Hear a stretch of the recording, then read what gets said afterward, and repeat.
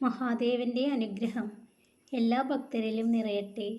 ഭക്തരെ, സ്നേഹമുള്ളവർക്ക് സമയം കാണും, താല്പര്യം ഇല്ലാത്തവർക്ക് തിരക്കായിരിക്കും. നിരാശയുടെ ആഴം കുറയ്ക്കാൻ പ്രതീക്ഷയുടെ ഉയരം കുറയ്ക്കുക. ഭക്തരെ, നിങ്ങൾ ദുഃഖങ്ങളിൽ തന്നെ ശ്രദ്ധ കേന്ദ്രീകരിക്കുകയാണെങ്കിൽ കൂടുതൽ ദുഃഖിക്കേണ്ടി വരും. ജീവിത പാഠങ്ങളിൽ ശ്രദ്ധ കേന്ദ്രീകരിക്കുകയാണെങ്കിൽ നിങ്ങൾ കൂടുതൽ വളരുന്നതാണ്. എത്രയൊക്കെ വളർന്നാലും എന്തൊക്കെ പഠിച്ചാലും തൊട്ടടുത്ത നിമിഷം എന്താണ് സംഭവിക്കുക എന്ന് അറിയാൻ കഴിയാത്ത നിസ്സാരനാണ് മനുഷ്യൻ. ആത്മാർത്ഥ സ്നേഹവും അമിത വിശ്വാസവും നിങ്ങൾ എവിടെ കാണിച്ചാലും അവസാനം ദുഃഖിക്കേണ്ടി വരും.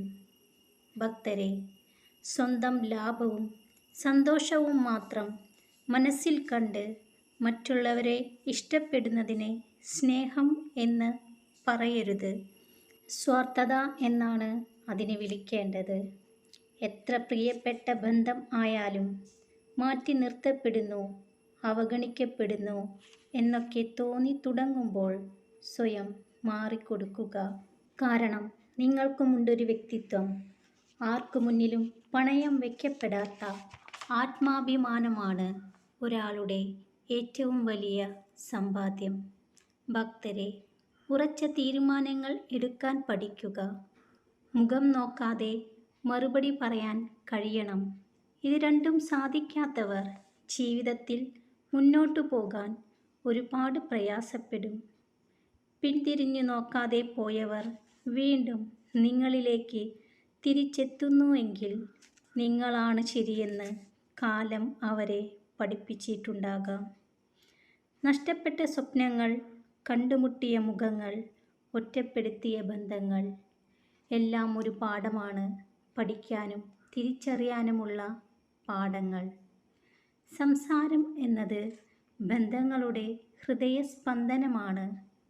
എപ്പോൾ അത് ഇല്ലാതാകുന്നുവോ അപ്പോൾ മുതൽ ബന്ധങ്ങളുടെ ശക്തിയും കുറയുന്നു.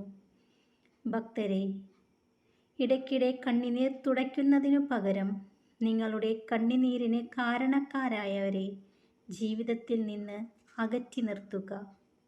നിശ്ചയദാർഢ്യത്തിൻ്റെ കരുത്താണ് മനുഷ്യന് ഊർജം പകരേണ്ടത്.